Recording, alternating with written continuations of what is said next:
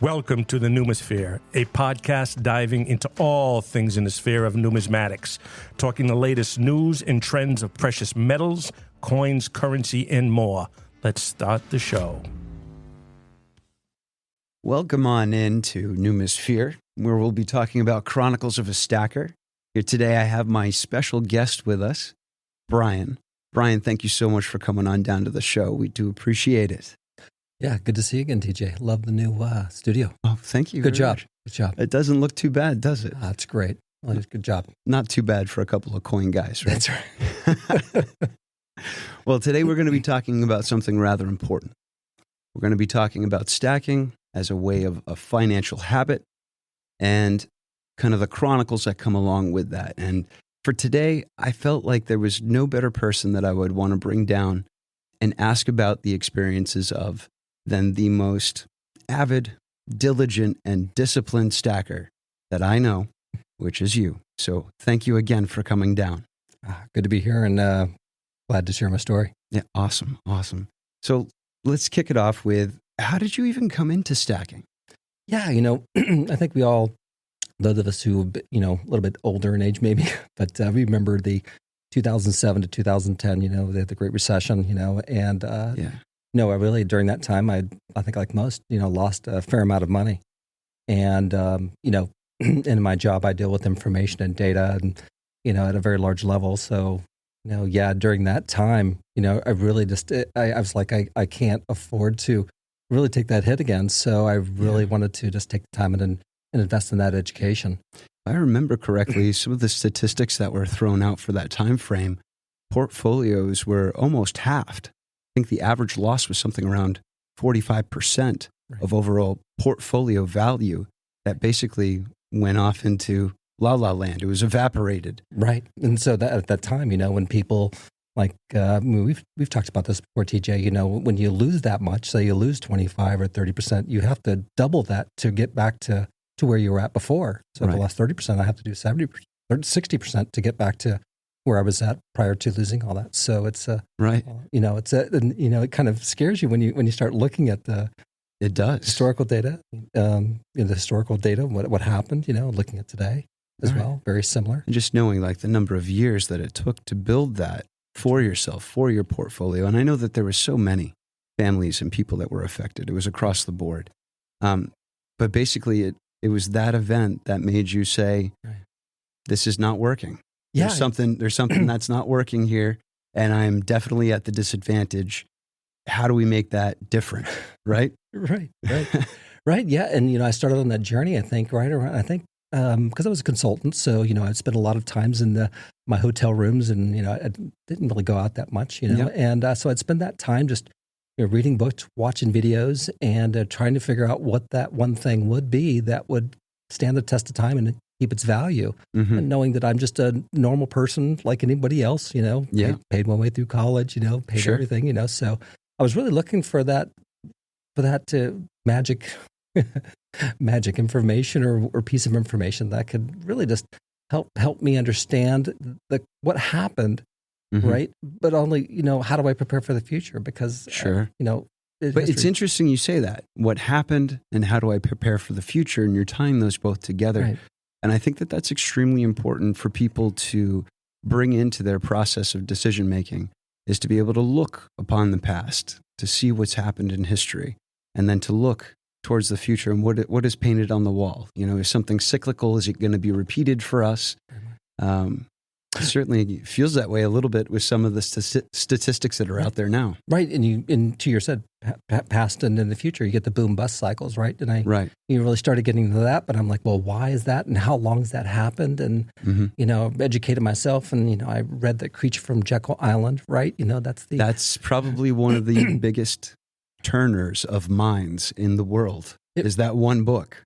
When they hear about how the Federal Reserve came to be, and who it was that was around that table, and some of the things that were said, and some of the things that were constructed for us. Yeah, I mean, and just think of all those decisions were made just a handful of people, which we own the Rockefellers, Vanderbilts, Rothschild, Chases. It's the same people, same banks today. So it's interesting to go back and to find out when that boom bust happened as I went to that journey, and I found out, well, that was really only a thing of really after, they had boom busts like, you hear a lot of craze, in the past, the orchid craze, right, and things like that Sure. happened, but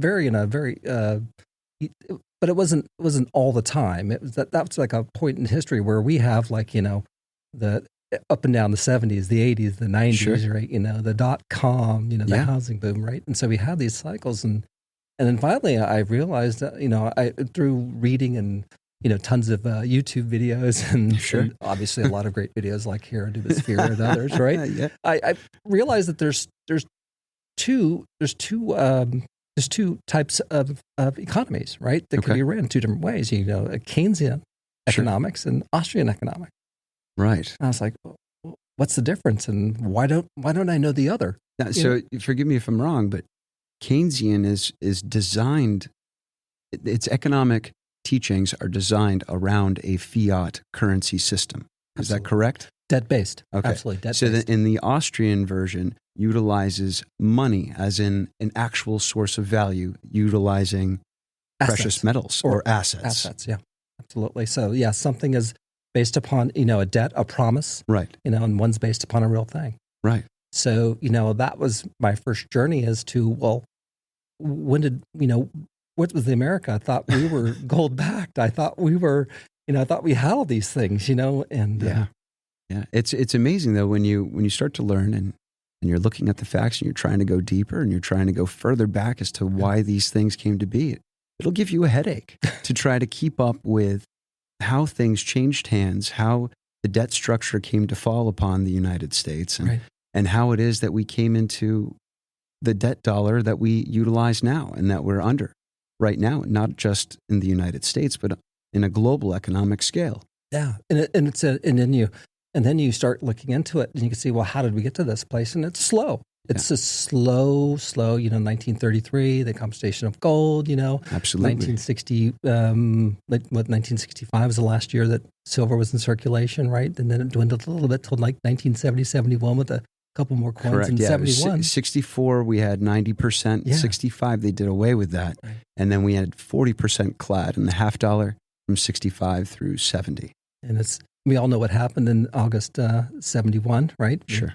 That we were temporarily taken off the gold exchange, right? Yep. By Nixon. Yep. And, reading into that and looking at Francis de Gaulle, Charles de Gaulle in France, where he was going, and he saw it from his angle. He saw it. The Americans, the U.S., they're spending a whole lot of money, and they're supposed to back it all with gold. So they started trading in their dollars for gold. Okay. And Nixon, of course, he said, "Oh, I got to stop this gold window, this exchange because of speculators." I'm like, these were sovereign nations that were asking for their, and they saw that. So I think that was kind of a key point so in history. you're looking at all these different pictures in history, and what is the common denominator across this? When you're seeing all these economic shifts, what's the common denominator? It sounds to me like gold. Yeah, and it's I think every time we're seeing a fundamental shift. You can go back to 1871, we went from silver to the gold back. So people who had silver all of a sudden were the losers, and people who had gold, which were the benefactors. And then you had 33, which, again, if you had, it was, again, you just fundamentally, you got worse every single time. And it's slow and it's methodical. And again, it's what countries don't have central banks today. Yeah, it's funny. I just want to stay on this for one more second here, because I'm even thinking back to silver. From my understanding, silver's been manipulated all the way back to the Coinage Act of 1837, if I'm not mistaken. Yeah. The idea being that at that Coinage Act, it stopped the ability for people who had mined silver to turn that silver ore into United States dollars through the U.S. Mint. Right. And that service was ended. And from that point forward, there was a kind of, by default, gold standard that was being issued. Right. And that's what was leveraged all the way through until we saw the Federal Reserve come to play. But one key thing that I always go back to, and which they never bring up, and which people know, it's, well, what defines a dollar? Right. It's what point, don't quote me on this, but it's like 0.397 fine grains of silver. Right. That's in our, that's our book. That's our Bible. That's the Constitution. So, in everything else from that, you have gold was a derivative of silver. Mm-hmm. Then you have the certificates were derivatives of gold and silver. And then now you have dollars are derivatives of gold, which are derivatives of silver. So and then you have derivatives in the stock market that are just, the same thing. It's just you're just diluting the money supply. You're making things more available, right? I mean, if demand's good, great. Then but if demand's not good, where do those dollars go? Right. They come back, So you're sitting here, you've seen all of this history, you're getting the snapshots together, and you want to make a change for yourself. You're trying to make sure that you are not exposed to the same risk that you were exposed to during the Great Recession, and how to be at the best advantage you can. What is the conclusion? What did you come upon as the new financial habit that you were going to include to make that difference? So, my conclusion was really there was one thing that was consistent throughout our history, in everybody's history, not the U.S., but, look anywhere and, the only thing existing today, it's gold and silver that were always been, monies at some point, or always been part of a reset. So if something got bad and the fiat currency got crazy or went out of whack, the default was to go back to a value or a derivative value of the precious metal. Then they would fall back to whatever was working before. I think it's easy to do. You start here and you end here, and well, guess what? Well, we really worked really good back here, so let's go back. Let's work our way back to that. But so you find this conclusion. You come upon gold is the answer. How did you start out? What did you do as somebody who has come to this conclusion and wanting to make that change? What were the steps that you took? Well, I think getting past the the anxiety that comes with it too. Once you realize too, and some people realize more than others, right? They realize, oh wow, when this is a big issue and I got to start now, right? But what I did is I wanted to, I didn't want to tell my wife. I just wanted to do so. I wanted it to be a hobby, more. I just wanted to get into it and understand it. So I just stopped going to like a donut shop in the morning or a coffee shop, and I would or save my lunch money, and I would go down to a local place in Milford, which your father, Mark Bruno, right? And back in the day, that was I remember it was December 2011. Okay. And I was working at a company in Milford here, and you stopped by the shop. But I got that's wonderful. One Silver Eagle. Okay. One Silver Eagle, and that's what started you off on your journey. And it just felt good, And at the time, I think I bought at the height of the market too. Okay. That's usually the luck, right? Yeah, I think 2011, right? I think we can all agree that it was up to over $40, And that was my first one, and I did that every week. I would just do one coin a week. Okay. And then from there, I started, just adding to it, little by little. And again, it was just as little as $30 a week, or even less. I mean, you could. So my whole thing was just adding to it, and over time, what I've been able to see is the whole thing is not losing. Right? I don't come from a family of means or anything like that. So you work hard, you want to keep what you make, right? Absolutely. And I look back now. I've been stacking for 13 years, going on 14 years of stacking, and basically now I look back and I started looking at the price of there's up and down, but for me, I've been easily making 9% on average every year, and that's with no counterparty risk. Wow. I know. You just look at... So by buying consistently with the ups and downs throughout that period, 2011 all the way to current, you're taking a look at your costs. Yep. You're taking a look at liquid market value, and you're up 9%. 9% year over year. That's pretty solid. I mean, that sounds as good as some mutual fund portfolios, right? If not better. It beats everything. If you look at gold and silver historically, and you look at the stock market, S&P 500, I mean, it doesn't, why would I take the risk of that when I have something that I really don't have any risk? I mean, there's some up and down, but that's now, me. You said no counterparty risk. Talk to me about that. Talk to me about what counterparty risk is and what having none is as an advantage.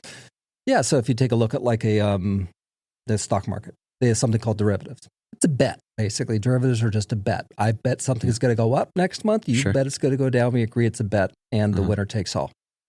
So somebody is always losing in that, right? So I'm investing. I'm doing that in air quotes, but I'm speculating that something will be, and I'm looking for a bet. I'm looking for somebody to take that bet on the other side. And you have plenty of guys that will, and that's a whole nother discussion about who takes that other side of the bet. Yeah, that's they're supposed to be investing for you, but that's another. But no, in really counterparty risk. Getting back to that, it's when I buy gold or silver or platinum, palladium for that matter. I mean, I just have it. It's just mine. And when you look at like just the cost of let's go to silver, right? It's studying today around $23, $24, whatever it may be. The cost of manufacture to mine it and get it to me is minimal. So what's my anybody who looks at money, what's my downside? What could I lose? And so I'm looking at that going, why wouldn't I? Right. Why wouldn't I? And so the counterparty, that's what, and I think that's most people are involved in counterparty risk, in derivatives, and they just don't know it. They also don't need to call up their agent and say, hey, sell this, and can you make that into my account? And usually takes 7 to 10 business days before you get that check that you can deposit into your account. Well, you know what? You make up a really good thing, TJ. On my journey, right? And I saw that I wanted to use my 401. I wanted to, do some adjustments to it. And some of that took 7-8 months to get out of. Wow. So, I mean, I did. I mean, I'm true to my fashion. I wanted to truly reflect my beliefs. But first, I went to my money manager, and I said, hey, I want to invest, in precious metals. And he just didn't have a product to sell. And I think that's what you find with a lot of them. There's no money in it for the brokers. Right. Without your money, they're broke. Brokers. Valid point. It just amazes me, right? It's your asset, right? And then when you have zero counterparty risk and you're custodying your own physical precious metals, it's simply turn of a dial on a safe for, going to that secret place to pull out a portion of your stack, and you can liquidate it at will. Yeah, it's really not too hard to do. I mean, you can do it at shops like this. You can do it amongst peers. Yes. There's a lot of people that are seeing the value of precious metal and utilizing that in commerce. Well, it's not complicated. It's just, a lot of people go, I invest in gold and silver. And I say that in a way, but I really don't. It's just money. Right. So I do like any good person does with money. I hoard it. There you go. It's just money. It is the definition of money. Right. So, I think that's what also in my journey, words are important, right? So there's currency and there's money. The two aren't the same. Right. So, and then just looking at that and historically over time, it just reinforces that the idea of what money is. So I think that's key. And when you get Austrian and Keynesian, a lot of people do all this thing, but they just don't really get it. Like, this is money. So it's funny to me because you take the perspective of what brought you into this, the impact that the recession had on you financially, and then you look at where you are now. It sounds like you've solved your problem. Actually, and it takes a lot of the stress out of it. We as individuals in the U.S., we tend to give away a lot of things.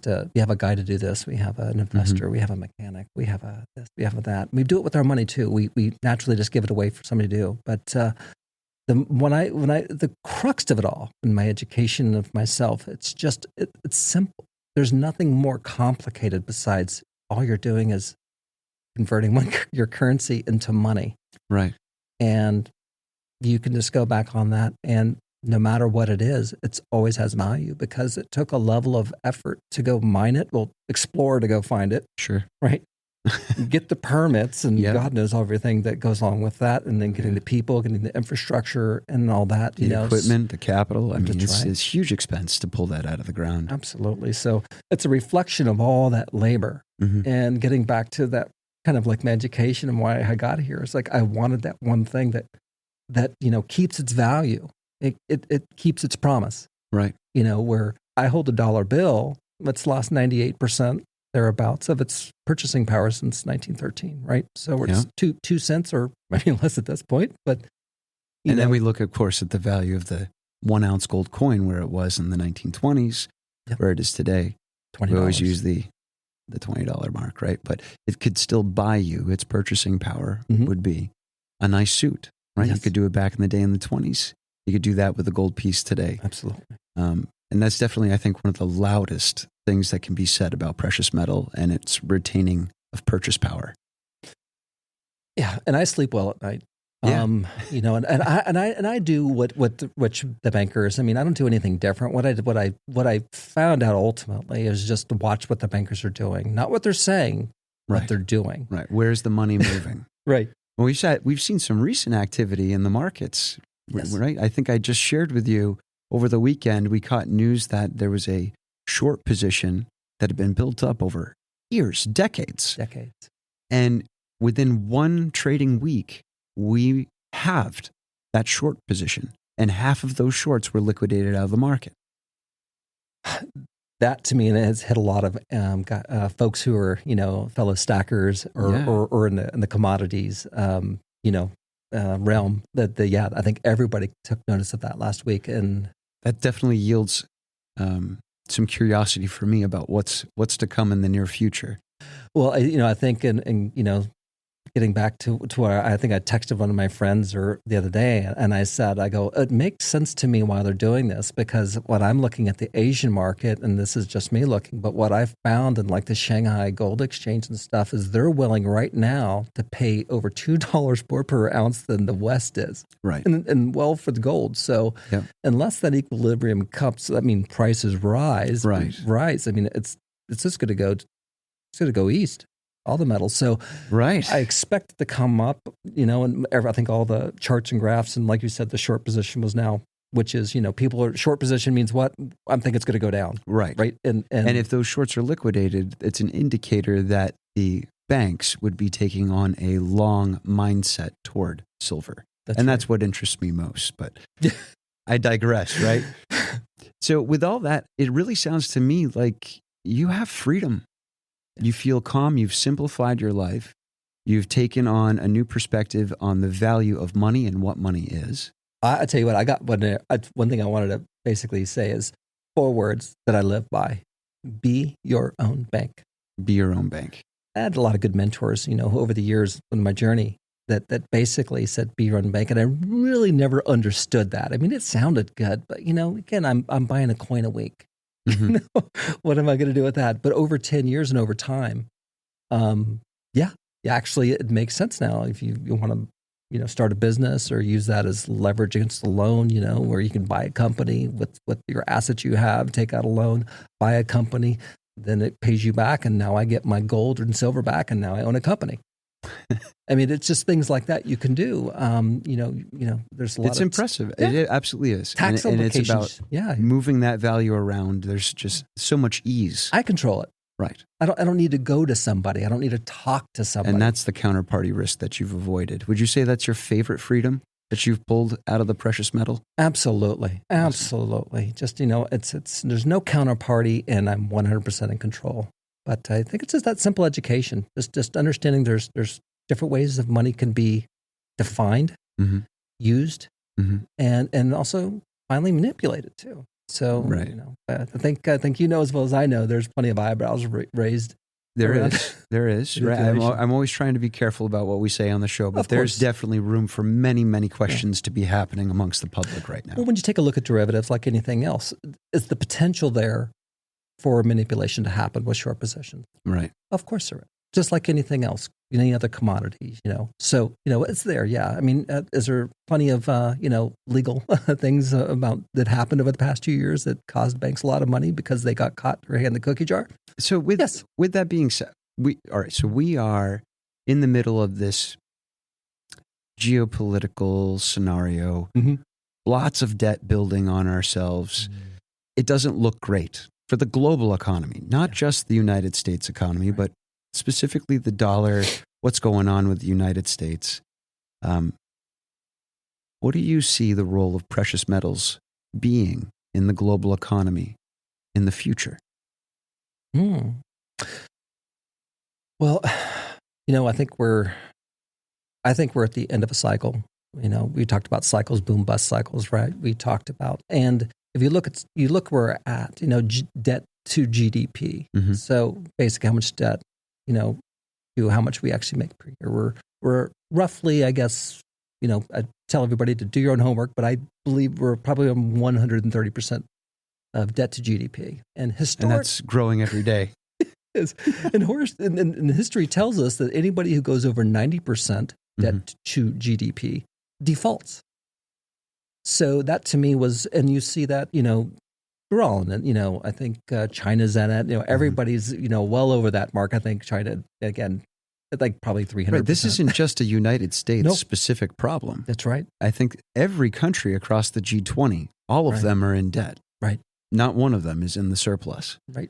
Historically speaking, it's been like the Weimar, Zimbabwe, or Brazil, Argentina, right? You have all these, these hyperinflations going up, and I think to me those were just indicators of a weak economy and obviously a weak, government. Obviously, corrupt governments or governments not as on the up and up as they should be. But I think we're at that time now where we're seeing everything hyperinflate to some extent. Home, gas, cars. Sure. $100,000 truck. What's that about, right? Yeah. Who could afford that? But I think we're at a change, and as people say, end of cycle. But I also say it's a beginning. I think and now we just, I think of it as a mantra, and it's dynastic wealth. It's one of those things. It goes beyond me. It goes to my children. Goes to my children's children, right? And really, if looking back at history and looking what happened, everything smells really similar. And to your point, you said this is everywhere. This is worldwide. We're all having it. We're all connected. Absolutely. We're using the dollar, world reserve currency. We have the BRICS coming in.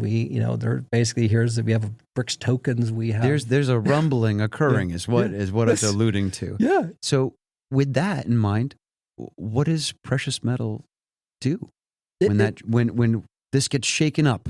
Where does precious metals fall? Sure. Well, I got car insurance, I got health insurance, I got home insurance, and now I got money insurance. And what it does, it basically, I'm basically, it's my insurance. If I don't use it, I still got it. Right. And I'm still making 9 to 10% every year. Right. And if something goes bad, guess what? History says that, there could be a potential you actually not only can do, you're maintaining your purchasing power. You're maintaining your ability to maintain a lifestyle that you're used to. And maybe even better, right. Because during this time, if you notice the ones who are, the dynastic wealth, the Rothschilds, Vanderbilts, and so forth, they understand that these cycles, that homes go up and homes go down, and there's these little balances. So my goal was to ultimately be heavy on something that's undervalued, and not be so invested in things that are overvalued. Okay. And then when that switches, then, obviously, you can shift some of that stuff over to now something that was overvalued now is undervalued. So that can be a difficult game. It's a very long... And that itself comes with risk. You know what I found, though, more than anything, TJ, in my tenure, and I got to say, everything else, it's patience. Yeah. Patience, because I think we've been taught in our entire lives just to, investing and making that profit, investing and making the profit. This is basically you're sitting down. If you want to, I always, like the banks and rich people, they go, yeah, I'd throw 20% of my total wealth into precious metals, and then I could be stupid with the rest because I got this at the side. I could be done with the rest of it, but keep that insurance. That's my insurance. I don't touch it. It's there. I add to it over time, but again, it's my insurance. And it's very simple, too. So people can continue to speculate into the stock market like they do. It's a risk reducer. A risk reducer, yes. A risk reducer. It is a risk reducer. All right, I got 2 softball questions for you so we can wrap this up here. Softball question number 1. What is your favorite precious metal today and why? As far as a coin? Precious metal. My favorite precious metal, silver. Silver. By far. Why? Well, out of all the assets since the 1980s, it still doesn't hit his 1980 high currently. So it's the most undervalued from an industrial aspect. It has a strategic industrial aspect to it. With the electrification of everybody's up to, it's all silver. I mean, it's silver is the binder And so all these things is what makes me love silver more than anything else. Absolutely. And of course, we have the ratio that could potentially correct itself to the historical trend, right? Well, back to the 15-1. I think we're trading somewhere around 90-1 right now. And I think it's coming out of the ground. I think this year, don't quote me on it, about 7-1. All right. Last softball question, and then we're going to tie it up for everybody. Is there a too much when it comes to stacking precious metals? If you're putting your, I'd say anything that's uncomfortable, that is, it's getting in the way of you paying your normal bills or anything, that's too much. Valid point. So otherwise, to me, it's a savings. If you aren't able to repeat the action in a consistent basis as a part of your financial life, you'll end up backtracking, selling out at an inopportune time, and have a negative taste in your mouth. That's right. So you can't overspend as you hop in. Be disciplined, have a plan, be consistent. Absolutely. And you can always adjust with it too. You might make a mistake and do this way, but, and have to sell some back or whatever. But to me, it's just a piggy bank. Yeah.